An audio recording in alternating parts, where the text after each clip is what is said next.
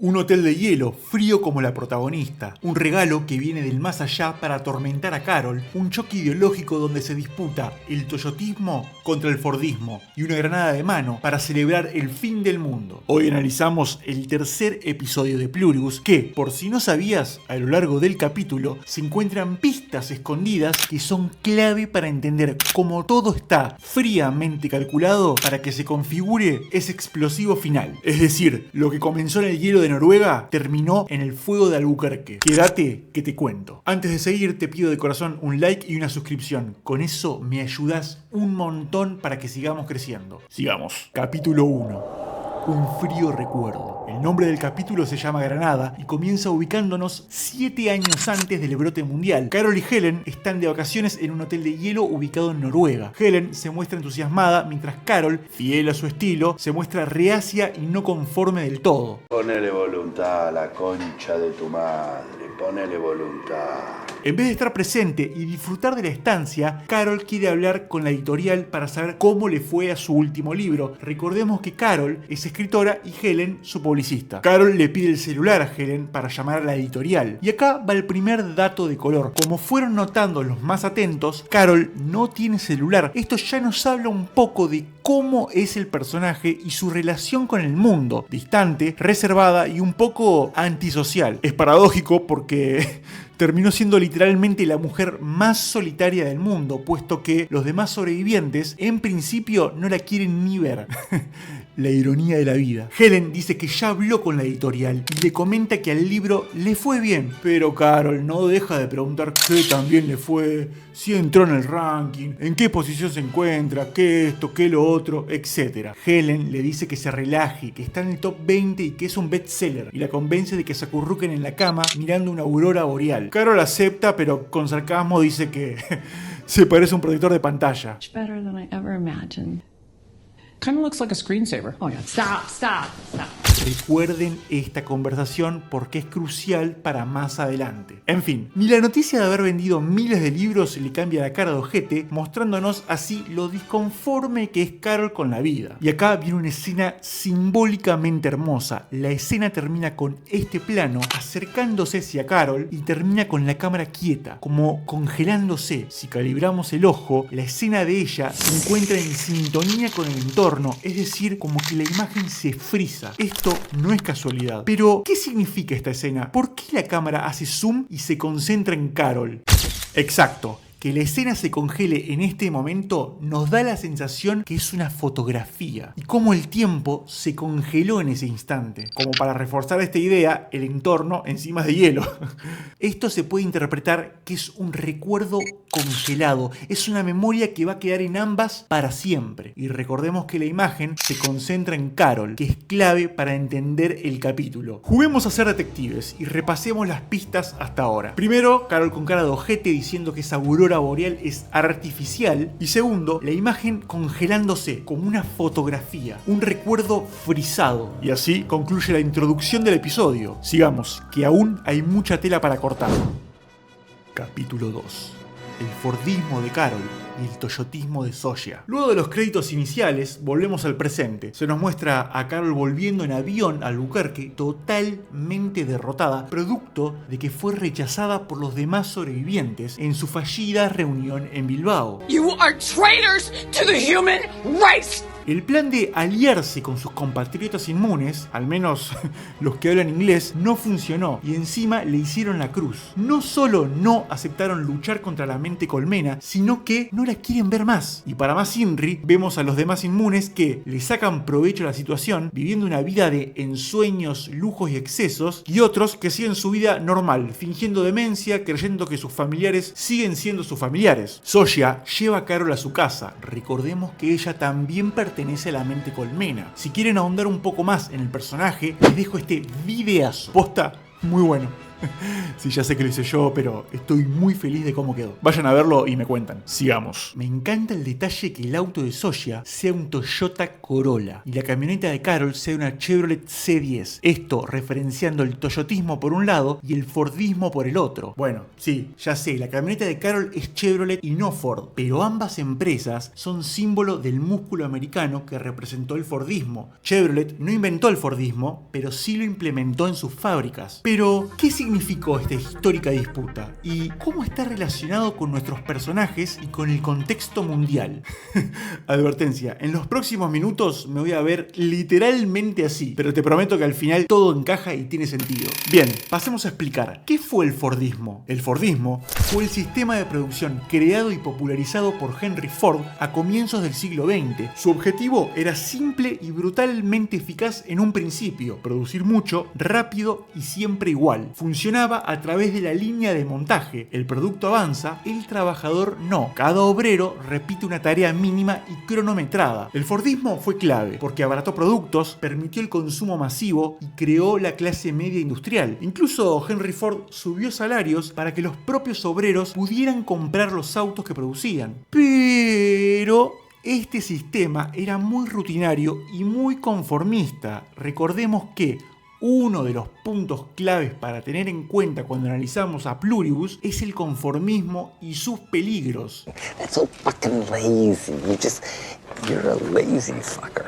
Y con el paso del tiempo, el sistema comenzó a fallar. A fines de los años 60 y sobre todo durante la década del 70, el fordismo entra en crisis. No por un solo motivo, sino por una acumulación de fallas internas. Las fábricas estaban diseñadas para repetir siempre lo mismo, con lo cual el trabajador nunca avanzaba porque repetía siempre la misma tarea. Es decir, formó una sociedad repetitiva, sin creatividad, y una sociedad de personas que entran en ese estado de alienación, es decir, que viven desconectadas de lo que sienten, que actúan en automático, que repiten ideas que no son propias y que no se reconocen en lo que hacen, es el caldo de cultivo para formar una sociedad adormecida. Una sociedad adormecida es una sociedad insomne, y con insomnio todos los días son una copia de la copia de la copia, diría Edward Norton en El Club de la Pelea.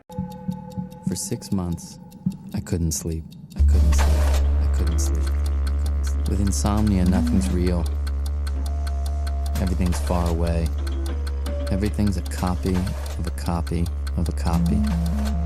El sistema era eficiente para producir en masa, pero incapaz de adaptarse al nuevo mundo. No había novedad, no había algo que se escape de la norma, y como dice nuestro amigo Bas Montenegro, alias Nacho Varga, alias Michael Mando, la locura es repetir siempre lo mismo esperando que algo cambie. The definition of insanity is doing the exact same fucking thing over and over again, expecting shit to change. That is crazy. La lógica era producir sin parar, aunque el mercado ya no respondiera, y esto es importante porque si vos producís un producto con la esperanza de recibir dinero a cambio, repito, con la esperanza de recibir dinero a cambio, y ese producto no te lo consume nadie, vas a terminar quebrado o sin ganancias por culpa de tu propio egoísmo, porque no estás satisfaciendo la necesidad de nadie. Es decir, no estás pensando en las necesidades y deseos de las personas. Y ojo, quiero hacer una salvedad, aclarando que acá estamos hablando de negocios, o sea que lo montás para obtener dinero. Lógica que siguió Carol cuando escribió el libro. Económicamente le funcionó, pero esa lógica le costó la felicidad porque no fue honesta consigo misma. Como ya explicamos en el video de Soya, es el monstruo perfecto. Posta es un videazo.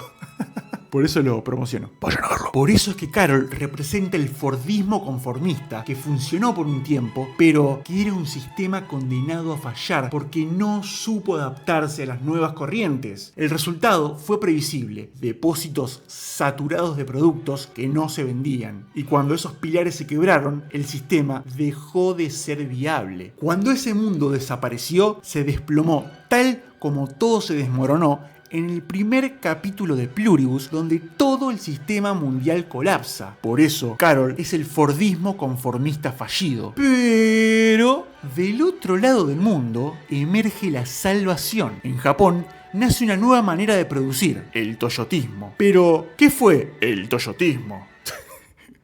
Japón no podía producir en masa como Estados Unidos. Poco espacio, pocos recursos y mercado interno reducido. Y como diría la remera de Rick Flag, los obstáculos son oportunidades. Los ponjas, en vez de ponerse a llorar, en la fábrica de automóviles llamada Toyota, desarrollan algo radicalmente distinto, el sistema de producción Toyota, conocido como, así es, damas y caballeros, el toyotismo. El toyotismo no produce sin parar, no es boludo ni precoz, introduce el just in time. Para los de boquita significa el justo a tiempo, es decir, que produce solo lo necesario cuando es necesario, tal como lo hace la mente colmena. Toyota reduce el stock al mínimo y gestiona los recursos eficientemente, como bien le explica Soya a Carol. Toyota trabaja en equipo para optimizar el tiempo, tal como lo hacen los pluribuses.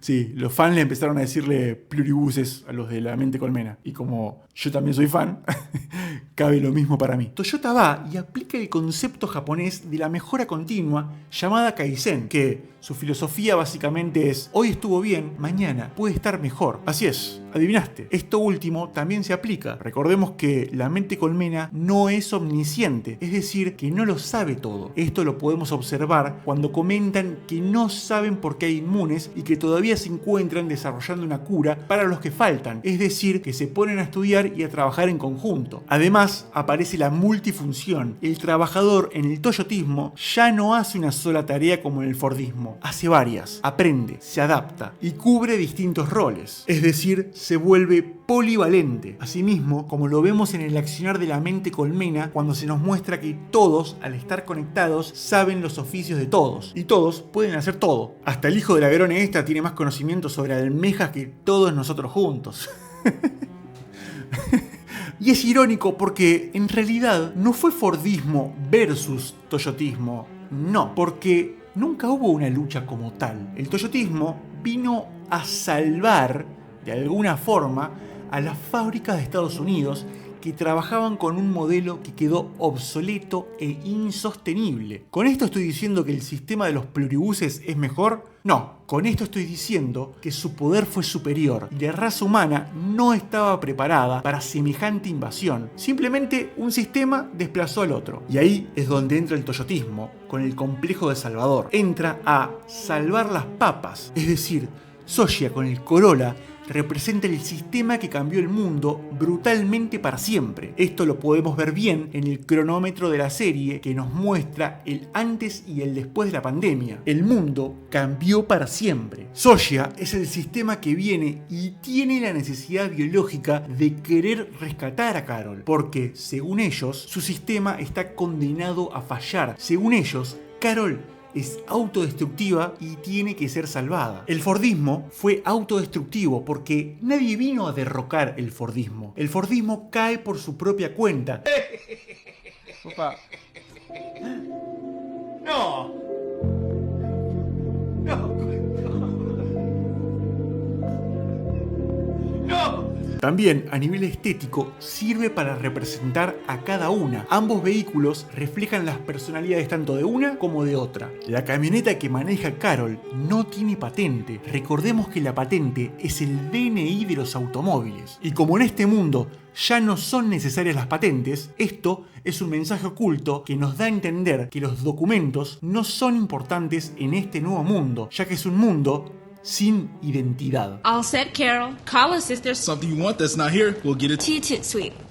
Mientras que el Toyota de Socia nunca se muestra de frente o de atrás, nunca se nos muestra su patente. Esto subcomunicando que la verdadera identidad de Socia nunca se nos muestra por completo. La camioneta de Carol es un armatoste duro y lista para batallar, como lo es Carol en su espíritu de lucha que tanto la caracteriza. Lo contrario al Corolla de Socia, que es un auto elegante, estético, de ciudad y que no necesita imponerse con la fuerza. Aclaración importante, no es un dato menor analizar los autos de los personajes porque los vehículos artículos a lo largo de la serie nos van a revelar datos de sus conductores, ya sea lo que sienten o cómo piensan, pero eso lo podemos ver bien en otro video más adelante. Pero, ¿por qué hago tanto énfasis en esto del toyotismo y el fordismo y que esto y que lo otro? Porque esto también tiene que ver con el final. Todo tiene que ver con todo, papá. Sigamos con el trabajo detectivesco y repasemos las pistas hasta ahora. Primero, Carol con cara de ojetito diciendo que esa aurora boreal es artificial. Segundo, la imagen congelándose como el tiempo en una fotografía. Tercero, Carol y el fordismo conformista autodestructivo. Y cuarto, Sophia y el toyotismo innovador con complejo de Salvador. Ahora sí, seguimos que ya estamos en la recta final. La luz de la verdad se acerca y te juro que es hermosa. Vamos. Capítulo 3. La importancia del duelo. Como dijimos, Sophia lleva a una Carol vencida y agotada a su casa en Albuquerque. Antes de despedirse, le da un paquete a Carol y le dice que fue un regalo que le hizo Helen antes de morir. Este regalo, que parece venir del más allá, enfurece mucho a Carol porque se da cuenta que los recuerdos de su compañera de vida siguen vivos en la mente colmena, con lo cual siente que la mente colmena está profanando los recuerdos y vivencias de Helen, que en un punto significa que si esos recuerdos siguen vivos, no la están dejando morir en paz. Y si no la dejan morir en paz, Carol no puede hacer el duelo de su compañera. Es durísimo. Yo era muy chico y mi prima justo había cortado de una relación de años. Un noviazgo que toda la familia lo miraba como los novios perfectos, ambos hermosos, ambos ingenieros, ambos jóvenes y muy copados. Y en mi ignorancia e inocencia y curiosidad, rasgos normales de la edad temprana, le pregunté la típica pregunta del millón. Pero, ¿no se siguieron viendo un par de veces después de que cortaron? Y ella, muy sabia, me respondió que no, que lo hablaron y entendieron que si se veían, aunque sea fugazmente, era bastardear lo que alguna vez fueron. No quisieron profanar esos recuerdos y aceptaron de manera adulta el duelo. Por lo que Carol se recontracalienta y le dice a la mente colmena que borre los recuerdos de Helen de su cabeza. No quiere que bastardeen esos recuerdos, quiere que se olviden de sus memorias y que dejen de corromper esas vivencias que no les pertenecen. Hoy existen familias que, incapaces de aceptar la pérdida de un ser querido, le piden a una inteligencia artificial que siga hablando por quien ya no está. Es decir, familiares o amigos agarran los chats que tenían con la persona que extrañan y con eso cargan esos mensajes, fotos y audios que esa persona mandó en vida. Todo para que la IA, de manera programada, pueda replicar cómo respondería esa persona con la que quieren hablar o escuchar por última vez. Esto es desgarrador. Acá quiero aclarar una cosa muy importante. Este tema es muy delicado y nadie nos prepara en la vida para perder a un ser querido. Uno hace lo mejor que puede en estas tristes situaciones y en esa fragilidad uno puede llegar a recurrir a medidas un tanto polémicas. Una de esas medidas puede ser usar la inteligencia artificial para crear un chat con voz para conectarse con los seres queridos que ya no están en nuestras vidas. En ese dolor insoportable, utilizan la IA para replicar a ese ser amado. Replican la voz de un hijo que se fue y dejó un vacío imposible de explicar. Replican los chistes de una hermana a la cual extrañamos con el corazón. Replican el mensaje de buenas noches de una madre o el consejo de un padre que ya no están. Entrenan a un chat con mensajes de los abuelos para poder escuchar su risa, aunque sea por última vez. Replican a un amigo que no volvimos a ver o una novia que ya no está. Y así construyen un avatar con sus recuerdos. Un pedazo de inteligencia artificial que no pueden dejar ir. Lo usan para disculparse con esa persona que ya no está, para tener esa conversación que no tuvimos el coraje de tener en vida, o para tener a alguien con quien charlar en las noches de absoluta soledad. Lo hacen porque el silencio se volvió insoportable. Pero lastimosamente el duelo no avanza y así las personas quedan congeladas en un presente falso que forma un futuro aún más desolador. Esto muchas veces les impide rehacer su vida y condenan a una voz artificial a vivir encerrada en un chat de tu celular, en algo que tenés guardado en la computadora, y así el amor se transforma en una jaula y la memoria RAM en una condena. Esto me hace acordar un poco a una de las escenas más desgarradoras de Breaking Bad, donde Jesse, después de perder a Jane, empieza a llamarla todos los días solo para escuchar su voz en el contestador automático, hasta que la línea se corta y nos rompe el corazón en 1000 pedazos. Hey, if you're trying to sell me something, I've got 4 little words for you. Do not call list. However, if you're cool, leave it at the beep. Hey, if you're trying to sell me something, I've got 4 little words. Hey, if you're trying to sell me... Hey, if you're you're trying to sell me something, hey, if you're trying to sell me something, I've got 4 little words for you. Do not call. The number you have reached 1494985 in area code 505 is no longer. Carol tranquilamente podría decirle a Sosia que actúe como Helen, ya que tiene sus recuerdos, pero ella sabe que eso sería hacer trampa, que eso es artificial, como bien dice al principio del capítulo. ¿Ven?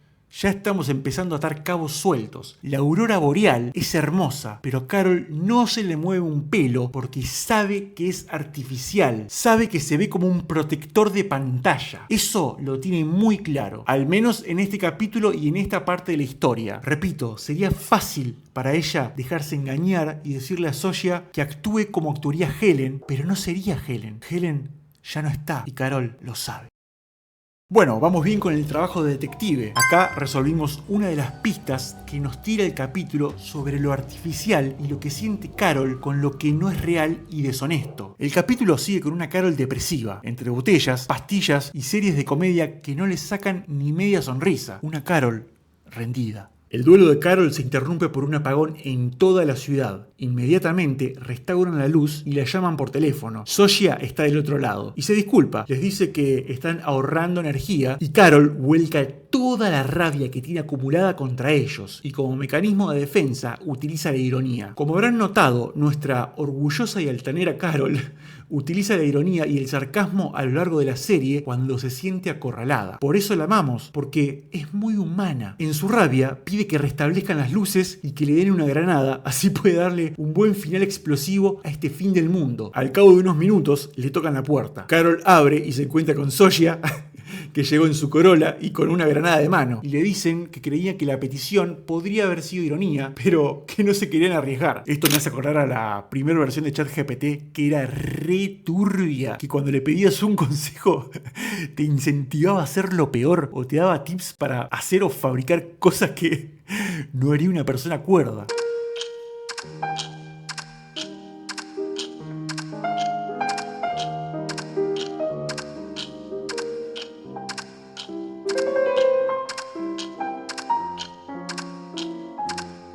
Cuestión que Carol le dice a Sosia que se vaya. La echa una vez más de su casa, pero se le ocurre una idea: emborrachar a Sosia para sacarle información de la mente colmena. Entonces le invita a escabiar y Sosia acepta cortésmente. Carol prepara un par de vasos y Sosia deja la granada arriba de la mesa. Me encanta como en esta escena se nos muestra que la granada se ve difuminada cuando enfocan a Sosia, simbolizando que Sosia no es peligrosa, al menos en este contexto, pero cuando la cámara enfoca a Carol, la vemos con un doble lente, o también llamado recurso de dioptría partida, que esto es una técnica de cine que se usa cuando tenemos un objeto o personaje que está cerca de la cámara y otro que está más lejos, y con este doble lente se logra que ambos queden enfocados al mismo tiempo, por lo que acá vemos que tanto Carol y la granada se ven nítidamente. Esto para subcomunicarnos que Carol es el peligro en esta escena. Carol, en este punto de la trama, es un torbellino de emociones explosivas. Ambas mujeres empiezan a tomar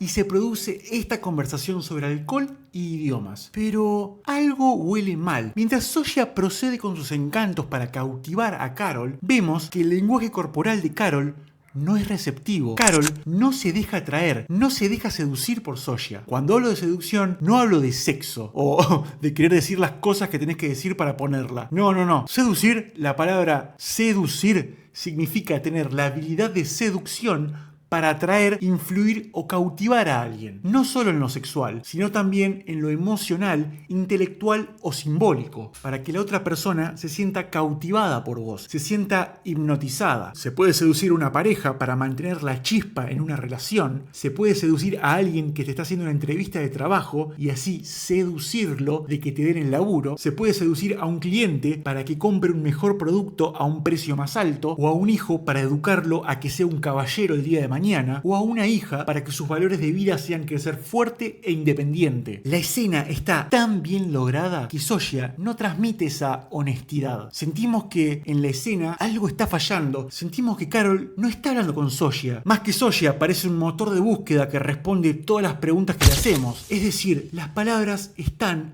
pero son vacías. Y Carol se da cuenta de esto. Y increpa a Sosya diciéndole que el conocimiento que tiene se lo robó de otra persona. The chief distiller learned the process from his grandfather. And now you learned it by stealing it out of his brain.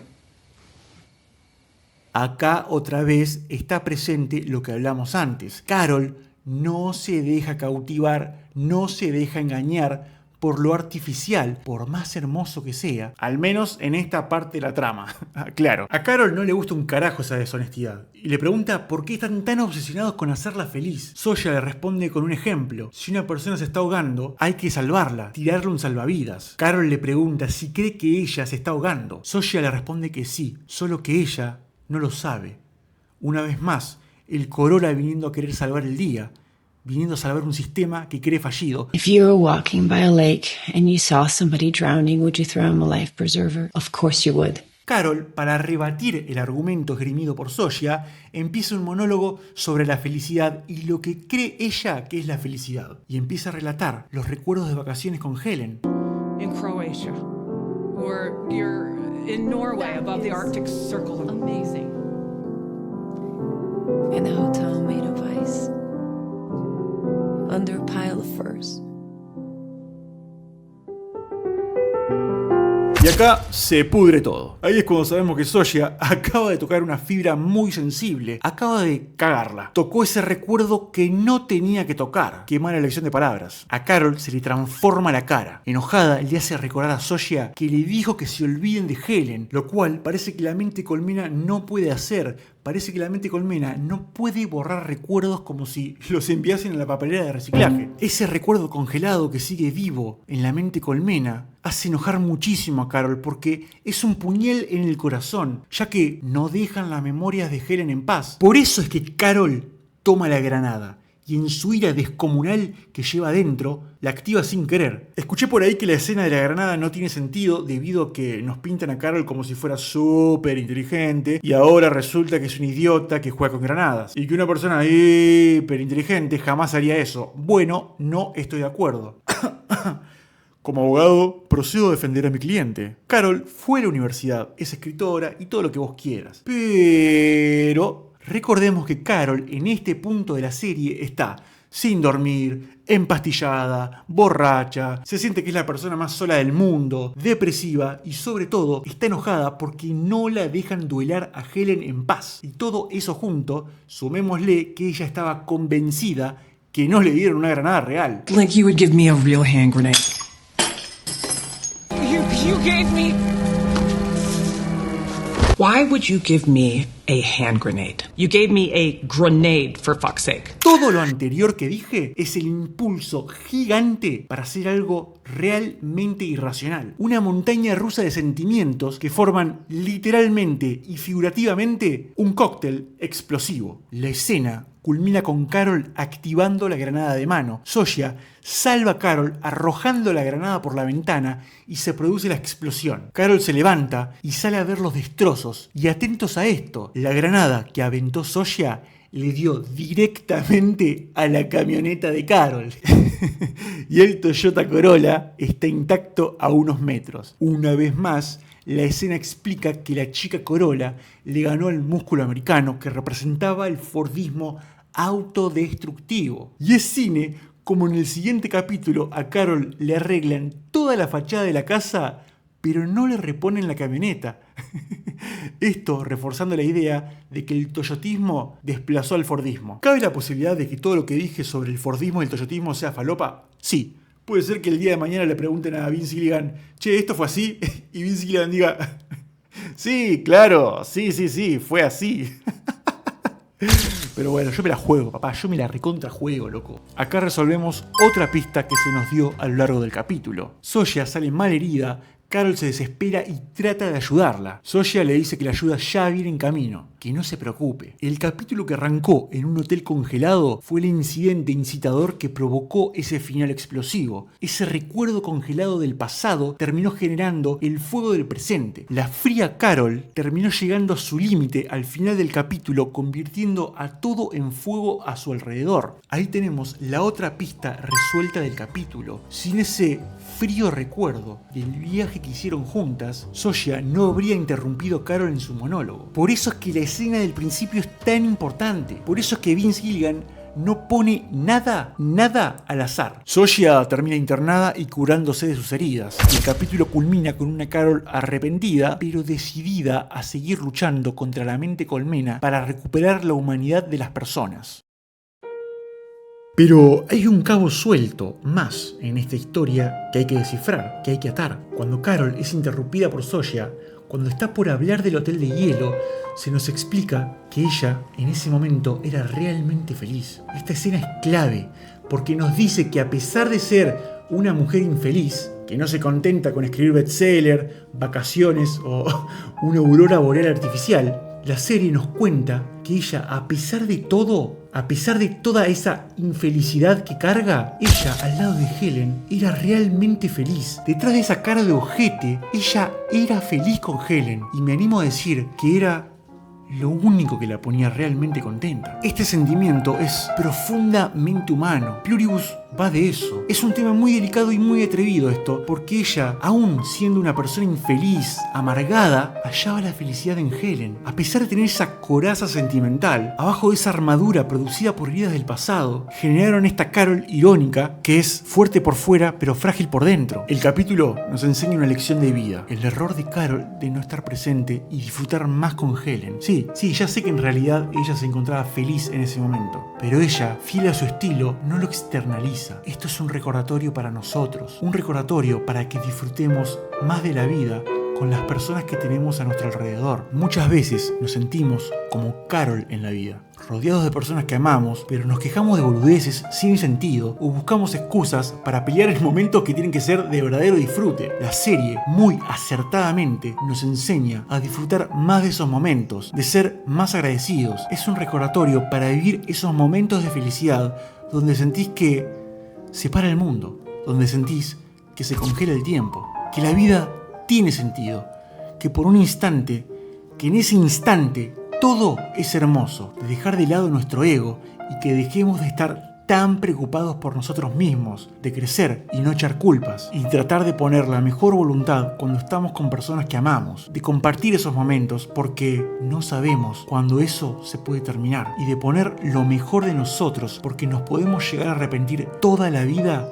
de no haber estado cuando debimos haber estado, de no haber estado presentes y de aprender a disfrutar. Así no nos arrepentimos en el futuro porque, al igual como le pasa a Carol, los fantasmas del pasado pueden volver para atormentarnos de por vida. La serie con esto nos recuerda que disfrutemos el tiempo que tenemos con nuestros seres queridos, porque el día de mañana puede que ya no estén. Es un golpe directo a nuestra vanidad, a nuestro orgullo y altanería. Es un golpe a nuestro egoísmo. Es un recordatorio para que podamos cambiar ciertas actitudes y de poder perdonarnos si fallamos en el pasado y ser mejores en el futuro. El tercer capítulo de Pluribus nos enseña a ser mejores personas de ahora en más, de soltar el pasado, de vivir el presente, de vivir y dejar morir y también de dejar ir. El tercer capítulo de Pluribus nos habla de la autodestrucción, del duelo, de dejar de echar culpas a diestra y siniestra y de hacerse cargo de nuestro dolor. El tercer capítulo de Pluribus es un espejo al alma. Es tan perfecto que no debería existir. Nos enseña que en medio del odio tenemos dentro de nosotros un amor invencible, que en medio de las lágrimas dentro de nosotros sigue habiendo una sonrisa invencible, que en medio de nuestro caos hay en el fondo una calma invencible, que a pesar del frío invierno hay dentro de nosotros un verano invencible. Y eso es más que un motivo para ponerse feliz, porque no importa lo duro que el mundo empuje en nuestra contra, dentro de nosotros hay algo mejor empujando de vuelta. Y bien, como diría Albert Camus, en medio del invierno aprendí por fin que había en mí un verano invencible. Muchas, pero muchas gracias por ver este video hasta el final. Posta que significa muchísimo para mí. Te mando un abrazo. Dale like si te gustó, compartí y suscríbete. Nos vemos en el próximo video. Chau, chau.